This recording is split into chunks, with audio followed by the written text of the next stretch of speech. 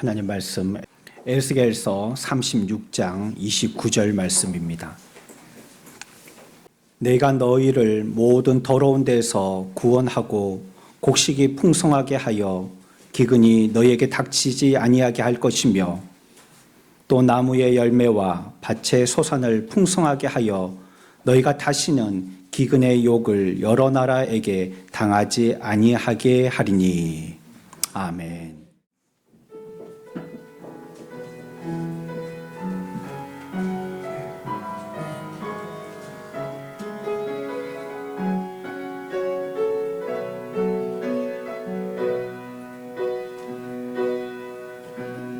주로 인해 다시 태어나 새로운 삶이 시작됐네.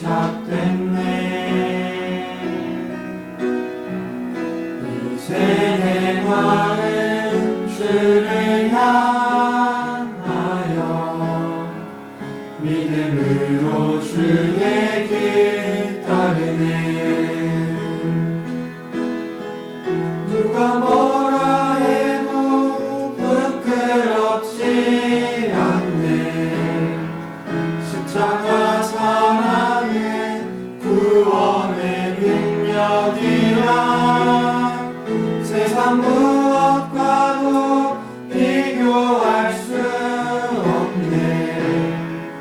나를 구하시려 생명 주신 사랑은 예수 이름을 믿는 믿음으로 생명 있음을 크게 외치리라. 부르신 뜻대로 흔들리지 않고 온전히 이루신 그날까지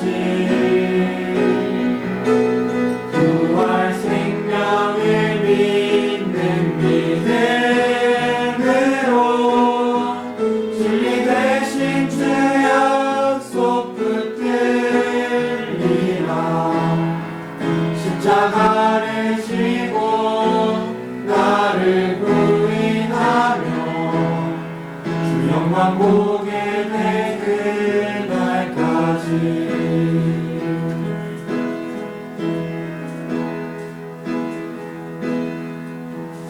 주로 인해 다시 태어나 새로운 삶이 시작됐네.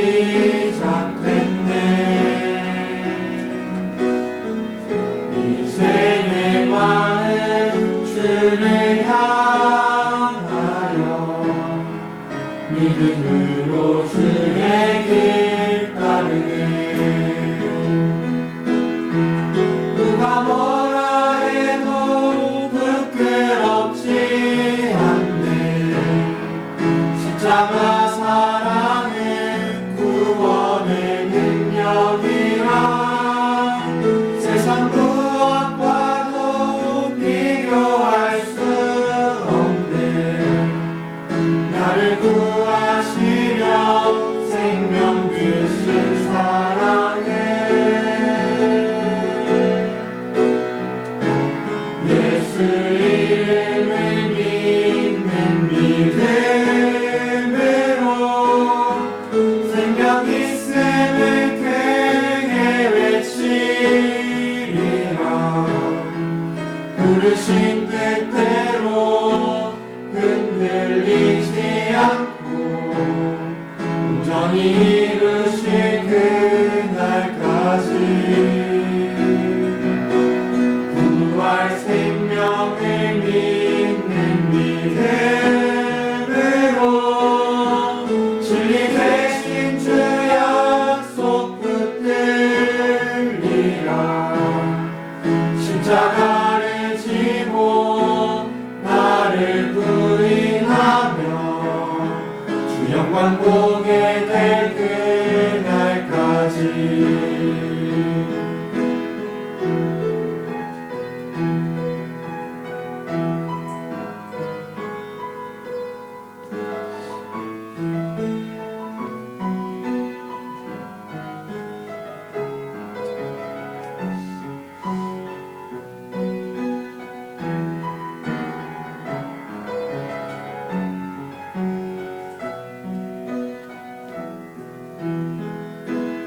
예수 이름을 믿는 믿음으로 생명 있음을 크게 외치리라. 부르신 뜻대로 흔들리지 않고 온전히 이루실 그날까지 부활 생명을 믿는 믿음으로 진리 되신 주 약속 붙들리라. 십자가를 지고 나를 부인하며 주 영광 보게 될 그날까지 주 영광 보게 될 그날까지 주 영광 보게 될 그날까지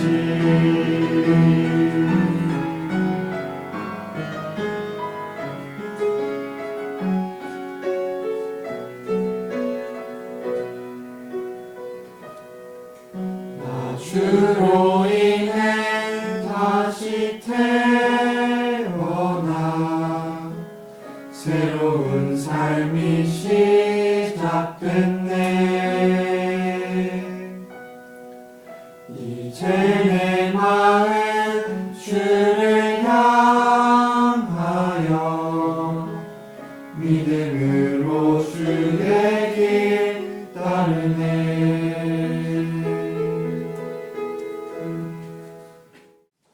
우리가 지난주에 살펴보았던 구원의 단계 중에서 내가 하나님의 백성이 되고 하나님은 나의 하나님이 된다는 이 복보다 더 큰 복은 없습니다. 성령님께서 역사하시는 성령의 역사도 이 복의 관계로 우리들을 인도하시는 일을 하십니다. 하나님이 우리의 하나님이 되고 내가 하나님의 백성이 되어지는 이 관계가 되도록 하시도록 하는 일을 하는 분이 바로 성령 하나님이십니다. 또한 우리로 그와 같은 관계에 합당한 사람이 되도록 준비시키시는 일도 마찬가지로 성령께서 하시는 일이십니다. 끊임없이 우리로 그 관계가 맺어지도록 또 맺어진 관계가 지속되도록 그 역할을 성령께서 하시는 것입니다. 그리고 오늘 우리가 읽었던 본문의 29절을 시작하여서 내가 너희를, 사실 그 29절에 처음에 시작할 때는 또한이라는 단어가 생략되어 있습니다. 무의미하다고 생각을 하고 바로 우리 성경에서는 내가 이렇게 시작하지만 그 앞에는 또한이라는 이 단어가 원래 있었어요. 그래서 이 말이 또한이라는 말이 붙어 있어서 우리에게 주는 내용은 앞에서 말씀드렸던 이 주제가 또한 계속된다는 것을 얘기합니다. 계속 이어진다는 걸 얘기하죠. 우리가 하나님의 백성이 되고 하나님이 나의 하나님의 되심, 이에 관계된 내용이 계속된다는 것입니다. 세상은 지금 공경에 빠져 있는데 그래서 이 비극의 원인의 해결이 되시는 하나님이 절실히 필요한 것입니다. 다시 얘기하면 우리가 지금 계속 반복하고 있는 그가 우리의 하나님이 되시고 우리가 그의 백성이 되는 이 일이 한시바피 이 관계가 빨리 이루어져야 할 것을 이 세상의 난리와 또 비극의 현상을 보면서 우리들은 절실하게 깨닫게 되는 것입니다. 그 길을 찾아야 하는 것입니다. 우리에게 가장 급선무는 우리가 그의 백성이 되는 것이고 그분이 우리의 하나님이 되시는 것입니다. 이것이 우리가 해야 될 가장 바람직하면서도 가장 긴급한 일입니다. 근데 이 일은 우리의 형벌을 대신 담당하시고 또 죽으셔서 우리와 하나님과의 관계를 화목하게 하시고 우리에게 새 생명을 주시고 또 성령의 능력을 주시는, 그래서 우리의 죄를 정결케 씻어주시고 하나님과 우리와 화목하게 하시고 새롭게 하시는 그리스도 안에서 이루어지는 것입니다. 그분께 나갈 수 있는 방법은 다른 것이 없어요. 우리가 그분의 백성이 되어지는 것, 그분이 우리의 하나님 되어지는 길은 다른 방법이 없어요. 주님을 통하여서 그리스도의 대속의 죽음을 우리가 믿고 그분을 의지하여 나아가는 이 방법 말고는 그 관계를 회복시키거나 그 관계에 들어갈 수 있는 방법은 없는 것입니다. 그리고 이제 오늘 우리가 읽었던 29절과 30절에서는 그렇게 되어진 이후에 새롭게 되어진 관계의 삶에서 주어지는 복이 무엇인가를 얘기하고 있습니다. 하나님의 백성이 되었고 그분이 우리의 하나님이 되었으면 그 자들에게는 하나님이 어떤 복을 주시는가를 설명하고 있는 것입니다. 먼저 선지자는 물질적인 차원의 복을 제시하고 있습니다. 뭐라고 얘기하시냐면 나무 열매도 더 많이 맺히고 밭의 소산도 더 풍성해질 것이다. 이렇게 얘기하고 있습니다. 구약에서 얘기하고 있는 하나님의 복은요, 대부분 물질적인 것을 얘기하십니다. 그래서 오늘날도 신약을 살고 있는 우리들이 하나님의 복을 얘기할 때 구약적인 개념을 가지고 무조건 물질적인 것을 하나님의 복으로 직결시키는 이런 오류를 범하기도 합니다. 물론 하나님이 주시는 복 가운데 물질적인 부분이 있습니다. 그러나 물질적인 복이 다는 아니에요. 특별히 오늘 에스겔 구약 성경에서 얘기하고 있는 물질적인 복을 얘기하고 있는 것은 그들이 연약하고 무지하기 때문입니다. 신약의 차원과 같이 영적인 차원을 잘 이해하지 못하기 때문에 그들에게 복이라면 물질적인 것으로서 그 모양이나 방식을 제시하는 겁니다. 그래야지만 하나님의 복을 가늠할 수 있고 그럴 때 하나님의 복이라고 이해할 수 있기 때문이에요. 그래 보여지는 것, 만져지는 것, 들려지는 것 이런 것은 조금 신약의 시대와 비교하자면 차원이 떨어지는 것입니다. 우리가 그렇잖아요. 처음에 유치원에 아이들을 입학시켜서 그 아이들이 숫자 공부하고 글자 공부할 때 그림 가지고 공부하잖아요. 계속 들려주게 하고 계속 따라하게 하고 말하게 하고 뭐 이래가지고 처음에 시작을 하듯이 구약도 그와 같은 기초적인 것, 또 연약한 것, 그들의 무지함 이런 이유 때문에 보여지는 것, 물질적인 것을 복으로 제시하고 있습니다. 그렇지만 이 본문에서 얘기하고 있는 이 복이라는 것이요, 구약 시대뿐만이 아니라 훨씬 더 고상한 복의 예표이기도 한다는 것을 우리들은 이해해야 합니다. 여기서 얘기하고 있는 그냥 나무의 열매가 많아지고 소출이 풍성해지는 것이 우리들에게 물질의 복만을 얘기하려고 하는 것은 아니라는 거예요. 이것은 하나님을 믿는 자, 특별히 예수 그리스도를 믿는 자들에게 베푸실 하나님의 크고 영광스러운 영적인 복의 예표인 것입니다. 그것을 그림으로 우리들에게 보여주시는 거예요. 이렇게 풍성한 것이 있는 것처럼 영적으로도 이와 같이 풍성한 것이 있다는 것을 우리들에게 예시로 설명하고 있는 것입니다. 그래서 이제 우리들은요, 예수 그리스도를 통하여서 하나님의 백성이 된 자들이라면 그분이 우리의 하나님이 되었고 내가 그분의 백성이 됐다면 기대할 복이 있다는 것입니다. 우리가 기대하고 소망할 수 있는 복이 있다고 성경은 얘기하고 있는 것입니다. 그것을 성경에서는 뭐라고 얘기하고 있냐면 우리의 삶 가운데 모든 것이 충만해진다는 거예요. 하나님의 백성 되어지면 그를 통하여서 우리들에게 주어지는 복은 충만해지는 복을 주신다는 것입니다. 세상 사람들은요, 기독교를 편협하고 옹색하고 깝깝하고 재미없다고 여깁니다. 끊임없이 사람들에게 요청하는 것은 포기하라고, 그냥 포기하라고, 네가 좋아하는 것도 하고 싶은 것도 다 포기하라고만 얘기하고, 그리고는 아무 보상도 없고 우리에게 끊임없이 수고하는 날들을 살게 하는 종교가 기독교라고 얘기합니다. 기독교에 한번 발을 들이면 교회의 종이 된다. 살이 멀다 하고 불러 제낀다. 뭐 하라고 오고 또 뭐 하고 오고 또 뭐 예배가 있어서 오고 무슨 기도회가 있어서 오고 또 무슨 부흥회가 있어서 오고 무슨 특별 새벽 기도가 있어서 오고 또 무슨 성경 공부하고 오라고 또 무슨 봉사할 게 있으니까 오라고.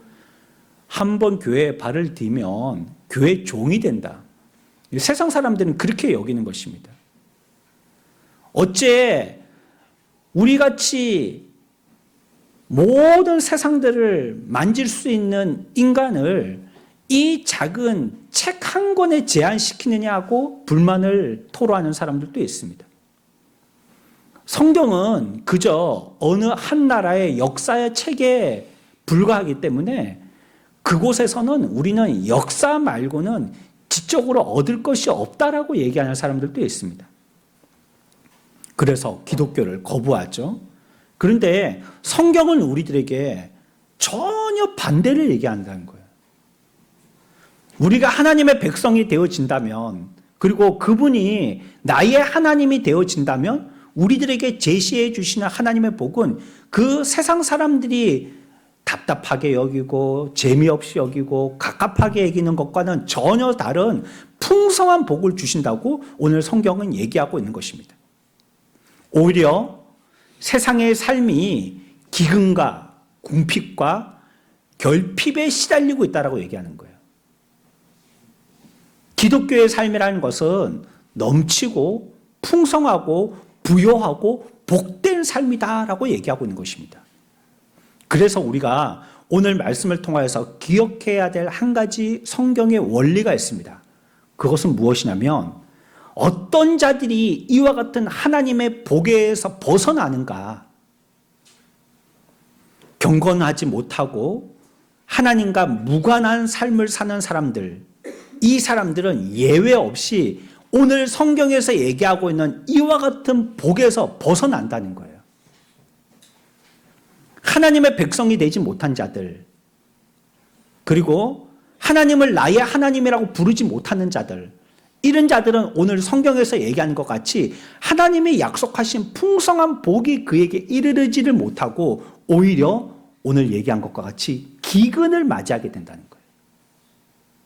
기근의 삶을 살게 된다는 것입니다.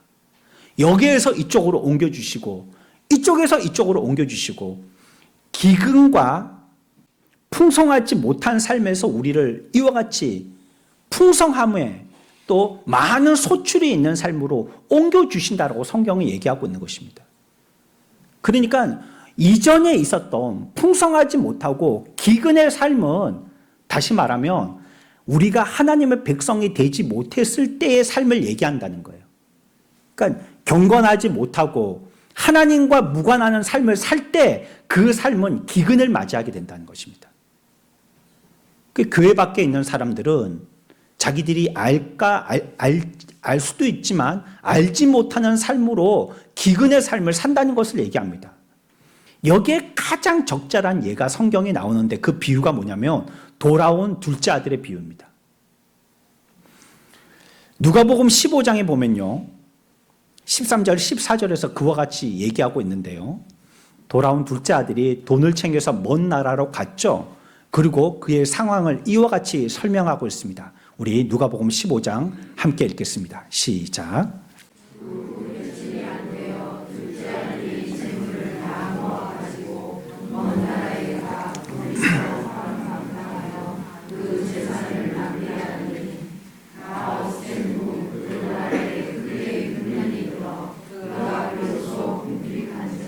아멘.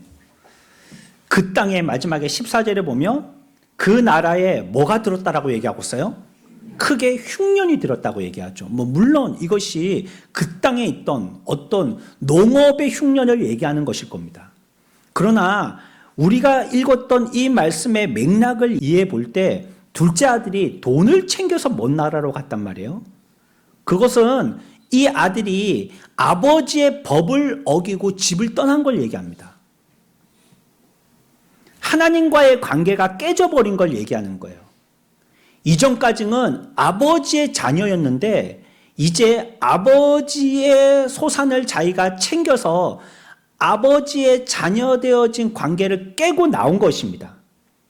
그래가지고 모두 다 그걸 가지고 어디로 갔냐면 먼 나라로 간 것입니다. 아버지의 집과는 완전히 동떨어져 있는 먼 나라로 가게 된 것입니다. 그랬을 때 그에게 맞이하게 된 것은 바로 무엇이었다고요? 흉년이었다고 얘기합니다. 하나님과의 관계가 떨어진 자, 그래서 경건치 못한 삶을 사는 자에게 이루어지는 결과는 무엇이냐면 기근이요, 흉년입니다. 오늘날 물이 부족하고 자원이 부족한 기근 현상이 나타나고 있죠. 그런데 그보다도 더 끔찍한 기근이 있다는 것입니다. 그게 뭐냐면 오늘 우리가 읽었던 누가복음에서 얘기하는 것 같이 하나님을 떠난 삶에서 찾아오는 영적인 기근이라는 겁니다. 하나님의 경건에서 떠난 자, 하나님과의 관계를 맺지 못하고 외면한 자, 그들의 삶에 찾아오는 궁극적인 결과는 무엇이냐면 기근이라고 얘기하고 있는 것입니다. 흉년이라고 얘기하고 있는 거예요. 하나님과 교통을 하지 못하는 자들이 기근을 결코 면할 수 없는 것은요, 그들이 그러한 삶을 살고 있기 때문이에요. 그들의 삶의 형태 자체가 기근을 불러오는 거예요. 둘째 아들이 가만히 있는데 흉년을 맞이한 게 아니란 말이에요. 아버지의 집에서 둘째 아들로서 그 역할들을 잘 감당하고 있는데 갑자기 기근이 아버지의 집에 몰아닥친 게 아니란 말이에요. 왜 기근을 만났습니까? 먼 나라로 갔기 때문입니다. 그의 삶이 끊임없이 흉년, 기근의 삶을 계속 돌아오게 만드는 삶을 산다는 거예요. 하나님과의 관계를 끊임없이 깨트리고 경건치 못한 삶을 살고 불의한 삶을 살고 끊임없이 그런 삶을 살아서 그가 있는 형편의 처처마다 다 기근이고 흉년이라는 것이에요. 그가 그곳에 간 거예요. 흉년의 곳에 도달한 것입니다. 하나님께서는 우리를 하나님을 위해 살라고 지으신 것입니다. 우리의 사용 설명서에는 하나님을 위해서 쓸 것이라고 첫 번째 조항에 써 있습니다. 우리가 사용되어지는 것은 하나님을 위해서 사용되어져야 하는 것입니다.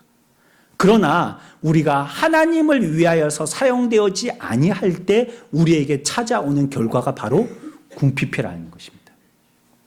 기근이 찾아오게 된다는 것이에요. 하나님과 교통하지 않았기 때문이죠. 하나님을 외면하고 아버지의 집을 떠나 먼 나라로 가버렸기 때문이죠.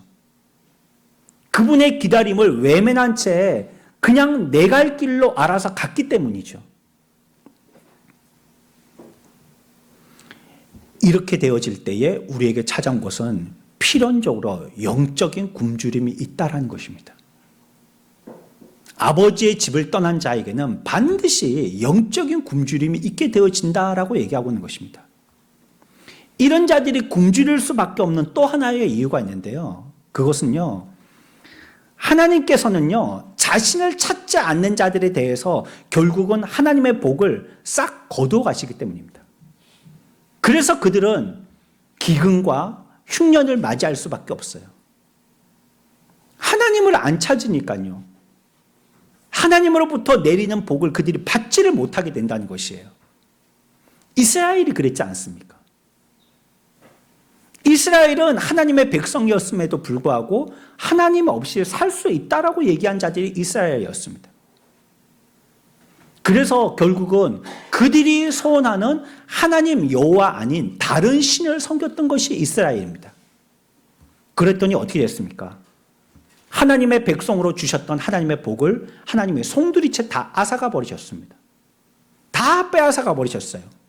결국 이들은 영적으로 기근을 겪고 굶주리게 되었음을 성경은 우리들에게 증거하고 있습니다. 이렇게 하나님께 버림받는 것, 하나님으로부터 외면되는 것, 이것이 인간이 겪는 재앙 중에서 가장 끔찍한 재앙입니다. 흉년, 기근을 통하여서 아무 먹을 것도 아무 마실 것도 없어서 하루 종일 걸어봤자 광야를 걸을 수밖에 없고 펄펄 날리는 먼지를 마실 수밖에 없는 인생, 그 인생은 하나님으로부터 버림받았기 때문이에요. 하나님으로부터 관계가 끊쳐졌기 때문이고 하나님으로부터 그가 외면한 삶을 살았기 때문인 것입니다. 이 기근과 흉년의 삶과 같은 처참한 삶을 사는 것이 인간의 삶이라는 거예요. 비참한 삶을 살게 된다는 것입니다. 끔찍한 재앙이죠. 그래서 호세아서에서는 이렇게 얘기하고 있습니다. 4장 17절입니다. 함께 읽습니다. 시작. 에브라임이요, 죄를 즐거워하고 하나님을 버린 이런 삶을 사니까 하나님 또 에브라임에 대해서 뭐라고 얘기하십니까? 버려두라는 거예요. 우상을 그렇게 좋아하고 우상과 연합했으니까 그냥 냅두라는 거예요. 그냥 버려두라는 것입니다. 하나님께 버림받은 상태로 두라보는 겁니다. 그냥. 바울도 똑같은 말을 하거든요. 신약에 가서 로마서 1장 24절과 26절과 28절 이렇게 떨어뜨려서 한 절씩 읽겠습니다. 24절입니다. 시작.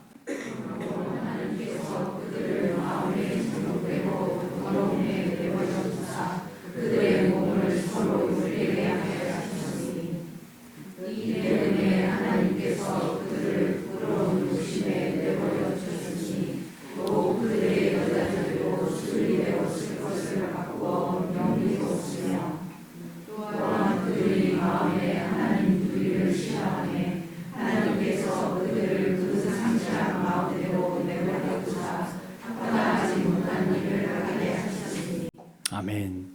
여러분, 성경에서 반복되는 말은 중요한 말이라고 그랬죠. 여기 우리가 읽었던 24, 26, 28절에 동일하게 나오는 말이 있습니다. 어떤 말이죠? 내버려뒀다는 겁니다. 그냥 내팽개쳤다는 겁니다. 앞에서 호세아 7장에서 얘기하는 것처럼 버려뒀다는 겁니다. 버려뒀다는 거예요. 지금 현대 세계가 겪고 있는 일이 이것입니다. 하나님 앞에 버림받은 것이에요.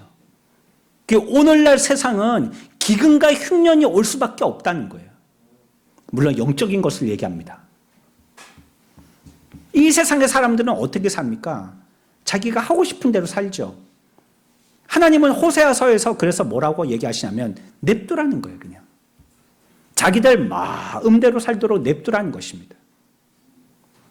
여러분, 우리가 신앙생활을 할 때 내 마음대로 신앙생활을 하면 큰일 납니다. 우리는 여기서 하나님을 예배하고 하나님을 섬기는 것이지 내 기분풀이 하려고 교회 오는 게 아닙니다. 신앙의 삶도 내 마음대로 하고 예배도 내 마음대로 드리고 내가 어떤 일을 맡아서도 내 마음대로 하는 것은 굉장히 위험한 것입니다. 그것은 이전에 흉년과 기근을 불려왔던 이후의 삶대로 사는 것이에요. 그러니까 그 삶은 결론적으로 변혁되지 아니하면 결국에 가서는 기근과 흉년을 맞이할 수밖에 없다는 뻔한 결과를 불보듯이 보게 된다는 거예요. 어떻게 하면요? 마음대로 하면. 내 마음대로 하면 하나님이 마음대로 버려두실 테니까 하나님이 그냥 버려두신다 하게 그냥 마음껏 하라고 그냥 버려두신다는 것입니다. 하나님의 말씀에 순종하기 싫어하는 자들에 대해서 내 마음대로 살아보라고 하고 계신 것입니다. 알아서 생각하고 알아서 말하고 알아서 행동하고 알아서 판단하고 다 알아서 하도록 그냥 냅두신다는 것이에요. 그것이 우리들에게 기근이고 그것이 우리들에게 흉년임을 얘기하고 있는 것입니다. 실제로 기근이 어떻게 나타나느냐 우리가 살펴볼 필요가 있겠습니다. 그러면 우리의 삶 가운데 그 흉년과 기근은 어떻게 나타나냐면 먼저는요, 하나님과 관계가 끊어지고 하나님을 외면하고 하나님 없이 살면 우리의 정신과 지성이 기근과 흉년을 맞이하게 됩니다. 우리의 지성 자체가 흉년이 있게 된다는 거예요. 오늘날 사람들이요, 더 이상 책을 읽으려 하지 않습니다. 예전에는 학교 앞에 가면 늘 제일 좋은 몫에 제일 넓은 상점은 서점이었습니다. 뭐 문제집을 팔든지 무슨 참고서를 팔든지 아니면 뭐 무슨 소설을 팔든지 문학집을 팔든지 그게 서점이었어요. 근데 오늘날 대학가 앞에 서점을 보셨나요? 거의 서점들이 다 없어졌어요. 시내에도 서점들이 다 없어졌어요. 창원에도 보면 저기 시청 옆에도 큰 서점이 있었는데 그거 없어져 버려요. 이제는 뭐 어디 책을 사려면 인터넷으로 사든지 물어물어서 사는 경우 말고는 책을 구할 수 있는 것 자체가 어려워지게 됐어요. 미국의 인지신경과학자 제러드 호바드 박사가요, 지금의 청년들이 부모 세대보다 주의력, 기억력, 문해력, 수의력 등 거의 모든 인지 측정에서 낮은 성과를 보였다고 발표했습니다. 오늘날 시대 청년들이 부모 시대보다도 더 문장을 읽고 이해를 못한다는 거예요. 오히려 읽으려고 자체도 하지 않는다는 거예요. 젊은이들이 달콤한 전자기기에 빠져서 생각과 독서의 근육이 퇴화됐다는 거예요. 그러니까 부모 세대보다도 자녀 세대의 뇌가 덜 발달됐다는 겁니다.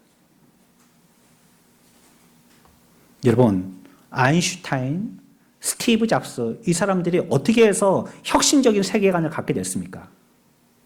이들에게 공통점이 있는데 섹스피어의 책들을 읽었기 때문이라고 얘기하고 있어요. 한 사람은 햄릿을 읽고 착안을 했고 한 사람은 리어왕을 읽고 세계관을 새롭게 정립했다는 거예요. 이게 혁신적인 세계관을 갖게 되어졌죠.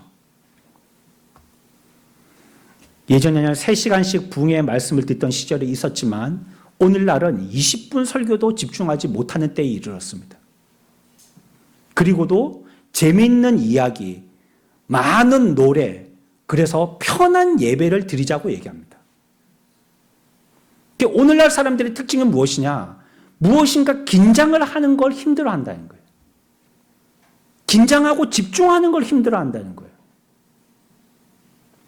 예전에나 우리가 유튜브에서 20분짜리, 30분짜리 영상 봤죠? 요즘은 그런 거 안 보잖아요. 전부 다 짧은 2, 3분짜리를 보잖아요. 그것도 2, 3분 또 보다가 한 1분 보고 이건 내가 보려는 게 아니고 그러면 또 스킵해버립니다. 사람들이 어떻게 됐어요? 정신적으로 굶주려 있는 것입니다. 사람들이 왜 이 진리에 대해서 소화하기를 힘들어합니까? 왜 이렇게 사람들이 본능적이 되고 초보적이 됐고 유치하게 전락하게 됐습니까?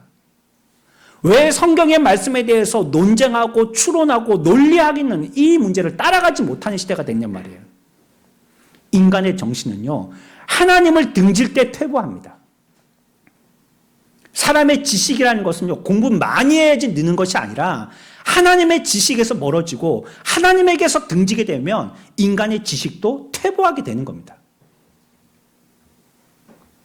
영국이 가장 신앙적이었던 시대에 가장 지적이었습니다. 18세기에 복음주의 부흥운동의 때에 그때 현대 대중교육이 활발하게 생겨났습니다. 17세기에 청교도 혁명의 때도 마찬가지입니다. 하나님과 가까워지고 신앙이 돈독하고 깊어질수록 지적인 수준은 훨씬 지평이 넓어졌었습니다. 오늘날 어떤가요? 우리들의 처지는 어떤가요?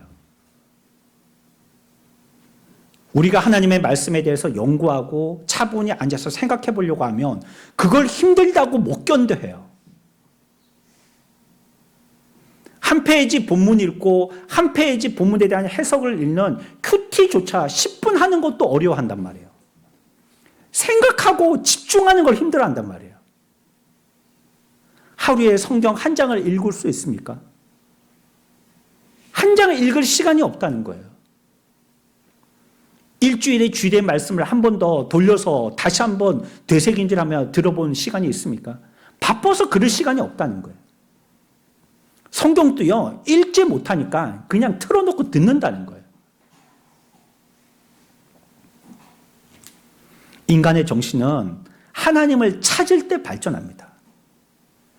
하나님을 외면하게 되어진 인생이 겪게 되어지는 흉년과 기근은 지적으로 퇴보되는 것입니다. 하나님을 알 수 있는 방법에서 멀어지는 것이에요. 여러분들이 최근에 읽었던 책이 뭡니까? 이번 1개월 안에 읽었던 여러분들이 들고 있는 책이나 읽고 있는 책이 뭡니까? 신문 말고요. 잡지 말고요.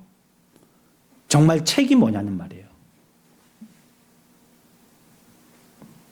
하나님을 떠날 때요, 인간의 정신은 작동을 멈춰버립니다. 머리가 돌아가지 않게 돼요. 그 정신이 정상적이지 않게 돼요. 또 한 가지 하나님을 등지면 맞이하게 되는 굶주림이 있는데요. 그거는 도덕적인 본성의 굶주림입니다. 경건하지 못하기 때문에요. 하나님과 교제와 교통이 없기 때문에요. 도덕적인 본성이 기근과 흉년을 맞이하게 된다는 거예요. 우리의 도덕이 잘못된다는 것이에요. 사람들은요, 오늘날 자기가 행동하는 것이 무엇이 잘못됐는지를 모르고 행동해요. 그리고 자기가 저지르고 있는 그 행동이 잘못인지 모르니까 아주 더러운 것들을 아주 심도 있게 행합니다. 도착증에 걸려 있죠. 오늘날은요, 비도덕한 그런 삶을 얘기하지 않습니다. 오늘날의 세대를 얘기한다면요, 비도덕이 아니고요, 무도덕의 시대입니다. 도덕이 없어요. 비도덕이라고 얘기한다면 그 사람이 비도덕적이지만요, 도덕이 무엇인지는 알고는 있어요. 행하지 않을 뿐이에요. 아유, 저 사람은 양심도 없다, 이렇게 얘기하는 사람 있죠. 그 사람들이 어떻게 합니까? 쓰레기 봉다리 남의 집 대문 앞에다 갖다 놓는 거 슬금슬금 눈치 보면서 하잖아요. 그거는 도덕에 있다는 걸 얘기하거든요. 근데 오늘날에는 그런 것도 없어요. 아주 자신 있게 해버려요. 그게 뭐 잘못했는지도 몰라요. 그게 뭡니까? 도덕이 없는 거면 무도덕의 시대를 살고 있는 것입니다. 도덕의 본성이 거의 없는 거예요.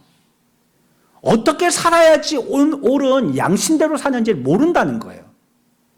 그렇게 해놓고는 자기가 오히려 호통치고 성내고, 방귀 낀 놈이 뭐 성낸다고 맞나요?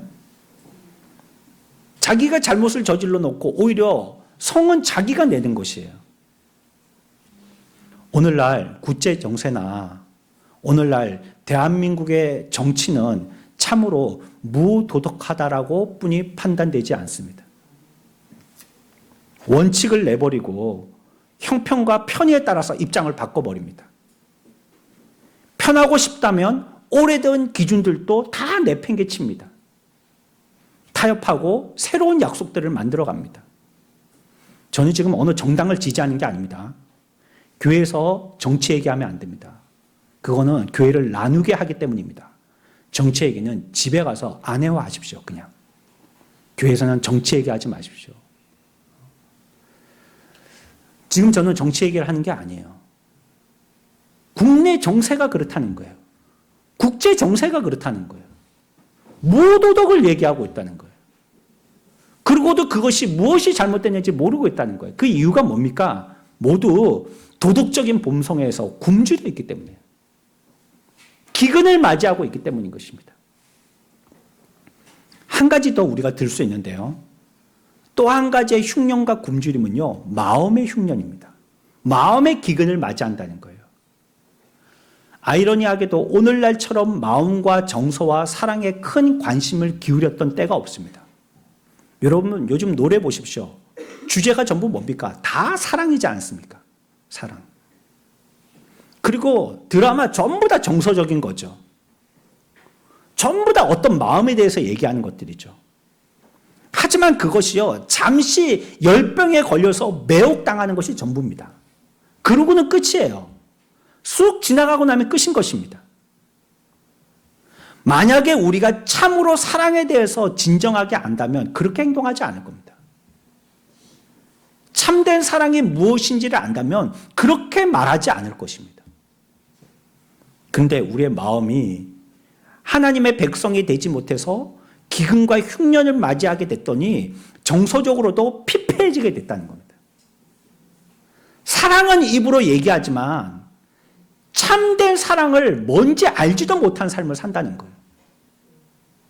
그래서 자녀들 자꾸 잘못되고 버리는 방향으로 나가게 교육시켜요.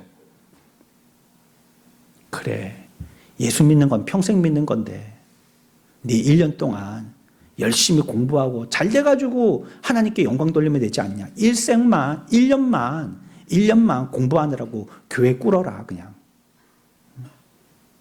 그러고 자녀들을 가르친단 말이에요. 우리가 참되게 그들을 위하는 것이 무엇인지 갈피를 잡지 못하고 있는 것입니다. 정서적 본성이 너무 빈곤하고 굶주린 상태로 방치되어서요, 정상적인 정서라는 것을 이해할 엄두를 내지 못하는 겁니다. 뭐가 참된 것인지를 기준을 잡지 못하고 있다는 것이에요. 이처럼 경건치 못한 삶은요, 모든 경로에서, 모든 부문에서 굶주리게 되어 있습니다. 이런 것들이요, 평시에 풍요로울 때는 조금 덜 나타나는데요, 상황이 나빠지면 그 굶주림과 기근의 상태가 매우 선명하게 드러납니다. 지적인 것, 양심적인 것, 마음에 대한 굶주림과 기근의 상태가 뚜렷하게 드러납니다. 우리의 인간적인 형편이 더 척박해질 때 이런 부분들은 아주 뚜렷하게 고개를 쳐든다는 거예요. 사람들이 의지할 데가 없고요, 찾아갈 데가 없고 위로받을 데가 없죠. 어디 비통한 마음을 달래주거나 보상받을 길을 찾아봐도 그런 곳이 없는 것입니다. 그래서 급기야 중독성이 있는 술이나 마약이나 휴대폰을 하게 되는 겁니다. 어디 이해하고 기댈 데가 없으니까 내 마음에 내 정서를, 내 지적인 이러한 갈급함을 채울 만한 데가 없으니까 그런 것들을 자꾸 보게 된다는 것이에요. 그래야만 버틸 수 있기 때문입니다. 저는 오늘날 TV 프로에서 상담 프로가 인기를 얻고 있는 데 대해서 주목하고 있습니다. 왜 오늘날 이전에도 상담사들이 있고 지금도 상담사들이 있는데 이렇게 많은 사람들이 대중들 앞에서 자기의 부끄러움을 부끄러운 줄 모르고 오은영, 김창우, 이호선 이런 사람들 상담가가 있는 프로그램에서 많은 인기를 얻으며 사람들에게 모이는가 하는 것입니다. 다양한 인위적인 자극제를 전적으로 의지하는 것이 영적인 굶주림에 빠져 있다는 증거입니다. 결국 아무 소망 없이 죽음과 종말을 맞이하게 되는 것이에요. 저 여러분들, 우리들은 지금 어떤 상태에 있습니까? 물론 제가 처음에 말씀드릴 때 하나님의 백성이 되고 내가 그분이 나의 하나님이 되어진다면 우리들에게 풍성함의 복이 있다라고 말씀드렸어요. 성경에 오늘 본문이 얘기하고 있는 29절과 30절에 그걸 얘기하고 있습니다. 복 주신다. 나무 열매도 많게 하고 밭에 소산도 풍성하게 해주신다. 그 복을 얘기하고 있습니다. 그런데 우리가 만에 하나라도 기근과 흉년의 때가 있다면 우리의 삶이 무엇 때문에 그와 같은 상태가 있는지에 대해서 확인해 봐야 된다는 거예요. 하나님이 분명히 우리에게 복으로 주셨는데 그 복을 나의 복으로 삼지 못하고 흉년의 형편과 처지에 있다면 내가 왜 그런 처지에 있는지 살펴봐야 된다는 거예요. 왜 내가 자꾸 이게 흉년이고 나는 이렇게 기근이고 막혀있고 안 되는지에 대해서 자꾸 신색 한탄만 할 게 아니라 성경에서 우리들에게 뭐라고 말씀하시고 제시하는지 밝혀봐야 된다는 것이에요. 이 모든 형편을 요약하는 표현이 성경에 나옵니다. 마태복음 9장 36절입니다. 함께 봅니다. 마태복음 9장 36절입니다. 시작.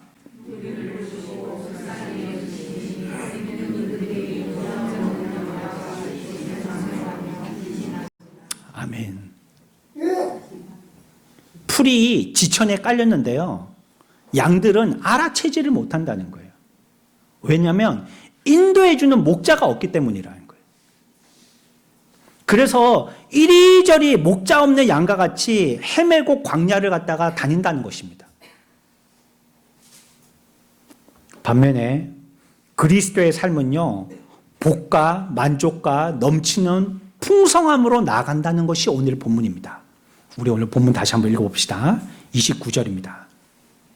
29절에서 30절까지 하나님이 그리스도인들에게 주시는 큰 복과 만족과 넘치는 풍성함을 같이 읽어보겠습니다. 시작.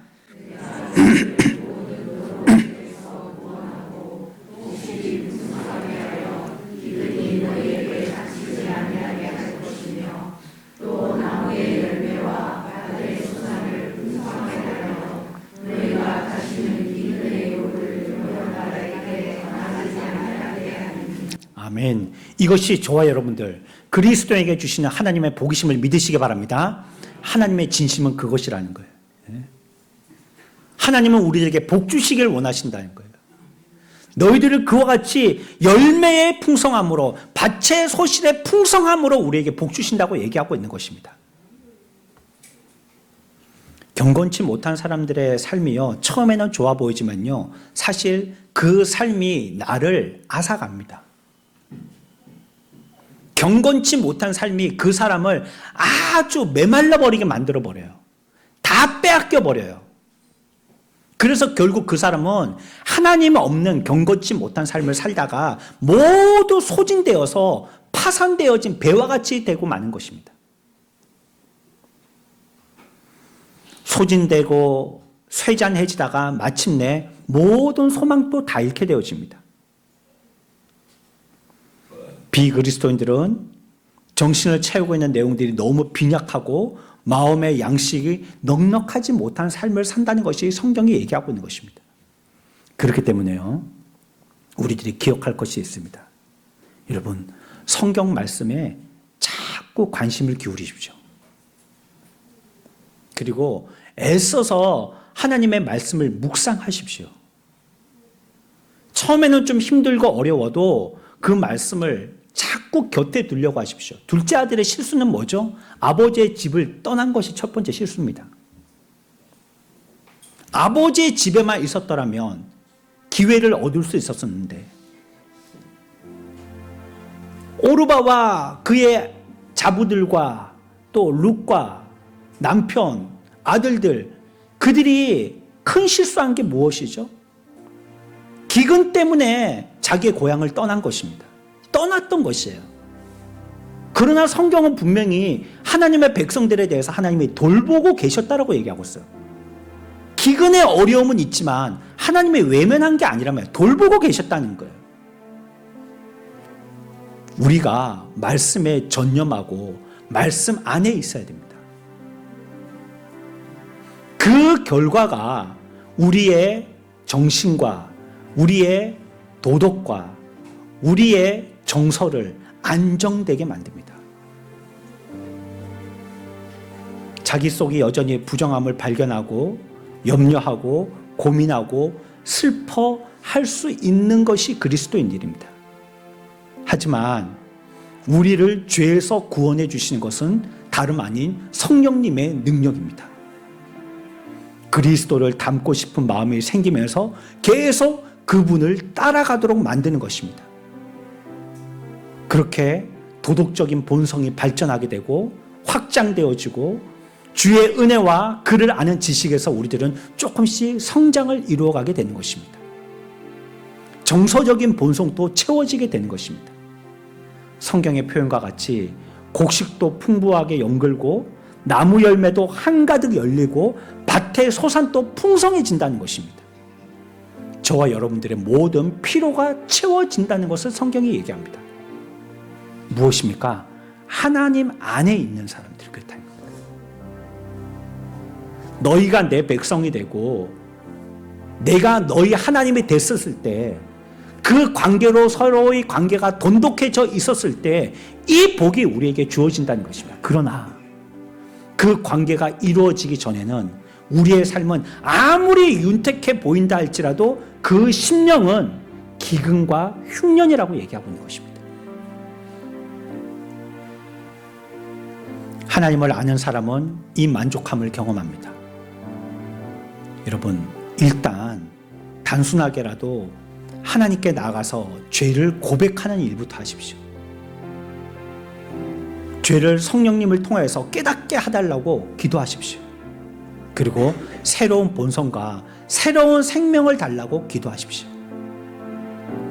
오늘의 말씀은 우리들에게 복을 약속해 주시면서도 우리의 삶의 상태가 어떤지 점검해 보라고 얘기하고 있습니다. 우리들이 하나님 앞에서 이와 같이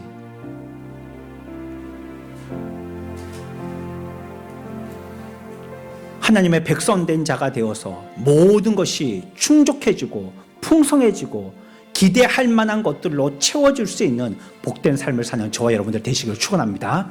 이러한 삶을 통해서 우리 속에 있었던 경건치 못했던 하나님께 대해서 무관심함을 통하여서 이루어졌던 그 결과의 기근들, 이 모든 기근의 현상들이 다 해소되어지는 놀라운 역사도 우리의 삶에서 일어나기를 원합니다.